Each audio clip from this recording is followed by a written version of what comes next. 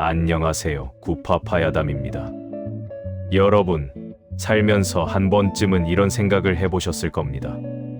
만약 내가 생사의 갈림길에서 누군가를 도왔다면 그 보답은 과연 어떤 모습으로 돌아올까? 오늘 들려드릴 이야기는 조선시대 한 선비의 기묘한 인연입니다. 과거에 낙방하고 좌절했던 한 남자가 버려진 폐가에서 만난 정체불명의 노인 덕분에 운명을 송두리째 바꾸게 되는 놀라운 실화 같은 야담입니다. 과연 이 선비에게는 어떤 기적이 찾아왔을까요? 그리고 그 기적 뒤에는 어떤 비밀이 숨겨져 있었을까요? 지금부터 그 숨겨진 이야기를 풀어보겠습니다. 조선 숙종시대 한양 근교에 김선비라는 젊은이가 살고 있었습니다. 그는 어려서부터 학문에 재능이 있어 주위의 기대를 한 몸에 받았으나 번번이 과거에 낙방하며 깊은 좌절감에 빠져들었습니다. 어느 날 그는 세상의 모든 것을 등지고 홀로 산속으로 들어가 작은 암자의 몸을 의탁했습니다. 굽이굽이 산길을 헤매던 중 날은 저물고 폭우까지 쏟아져 발길을 멈출 수밖에 없었습니다. 그때 그의 눈에 들어온 것은 오래도록 버려진 듯한 허름한 폐가였습니다.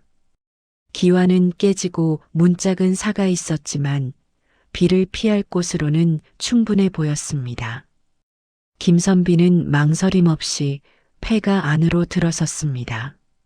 내부는 음산하고 습했으며 퀴퀴한 곰팡이 냄새가 코를 찔렀습니다.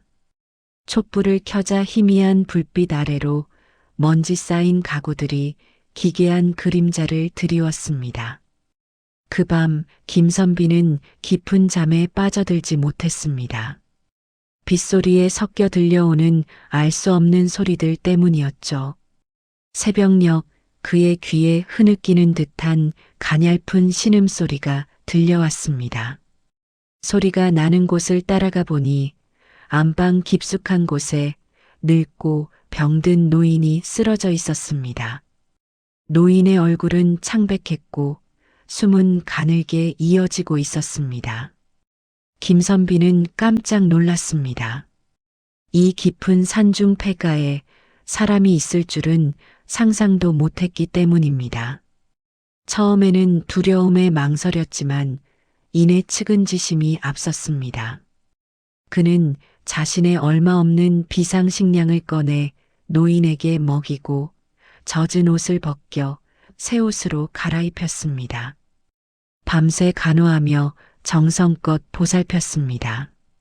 며칠 밤낮을 김선비의 지극정성으로 보살핌을 받은 노인은 기적적으로 기력을 회복하기 시작했습니다.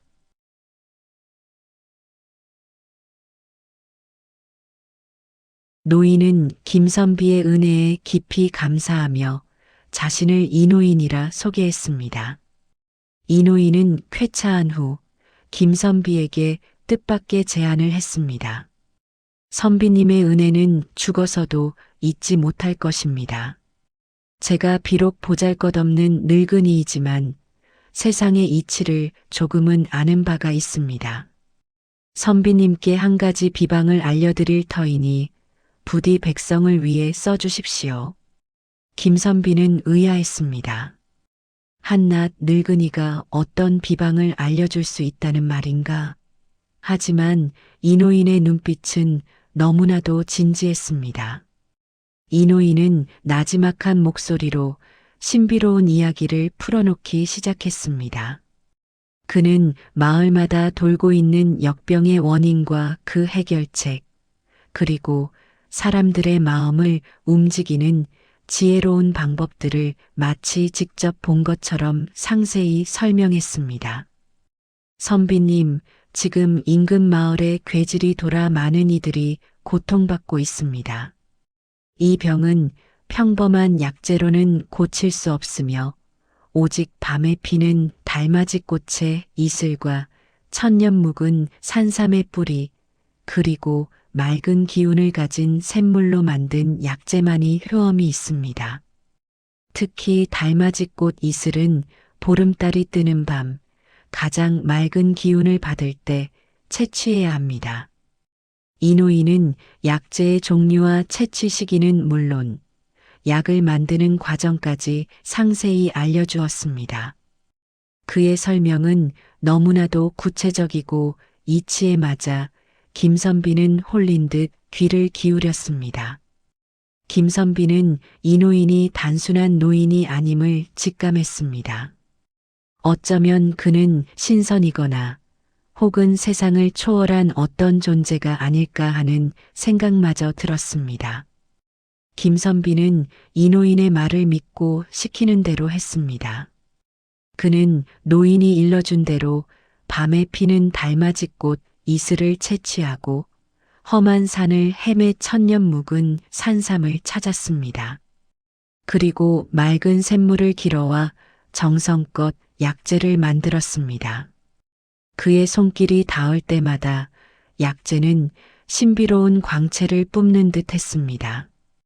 그 후 김선비는 인근 마을로 내려가 병으로 신음하는 백성들에게 약을 나누어 주었습니다. 놀랍게도 노인이 일러준 약은 기적과 같은 효험을 보였습니다. 며칠 만에 고통받던 이들이 하나둘씩 병상에서 일어났고 마을에는 다시 활기가 넘치기 시작했습니다. 백성들은 김선비를 하늘이 내린 선비 살아있는 신선이라 칭하며 칭송했습니다. 그의 명성은 삽시간에 온 나라에 퍼져나갔습니다. 이 소식은 임금의 귀에까지 들어갔습니다. 임금은 김선비를 불러 그의 지혜와 덕망을 칭찬하고 그에게 높은 관직을 제수했습니다. 과거에 번번이 낙방하여 좌절했던 김선비는 이제 백성을 구한 영웅이자 임금의 총애를 받는 신하가 된 것입니다. 그의 삶은 완전히 뒤바뀌었습니다. 김선비는 관직에 오른 후에도 초심을 잃지 않고 백성을 위한 정치를 펼쳤습니다. 그의 삶은 이노인과의 만남으로 인해 완전히 새로운 방향으로 흘러갔습니다. 하지만 김선비의 마음속 한편에는 늘 이노인에 대한 궁금증과 고마움이 자리 잡고 있었습니다. 그는 다시 폐가로 이노인을 찾아갔지만 그곳에는 아무도 없었습니다. 마치 처음부터 아무도 살지 않았던 것처럼 폐가는 고요하고 쓸쓸했습니다. 이노인은 호련히 나타났다가 호련히 사라진 것입니다.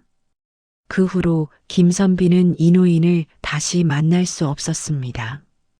그는 이노인이 세상을 구원하기 위해 잠시 인간 세상에 내려온 신선이 아니었을까 생각했습니다.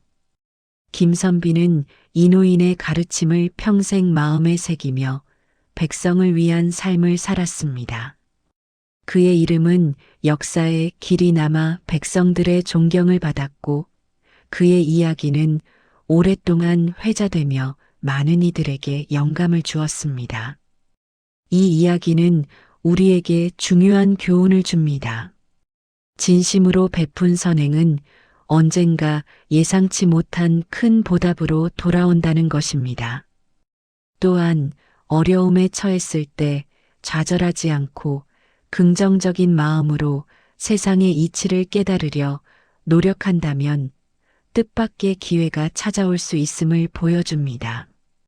폐가의 노인처럼 우리 주변에도 어쩌면 당신의 운명을 바꿀 지혜를 가진 이가 존재할지도 모릅니다. 우리는 과연 그 존재를 알아볼 안목과 베풀 수 있는 따뜻한 마음을 가지고 있을까요? 오늘 이야기가 즐거우셨다면 구파파야담 채널 구독과 좋아요, 알림 설정 잊지 마세요. 여러분의 구독과 좋아요는 더 흥미로운 야담을 만드는 데 큰 힘이 됩니다. 다음번에도 더욱 신비하고 기묘한 이야기로 찾아뵙겠습니다. 시청해 주셔서 감사합니다.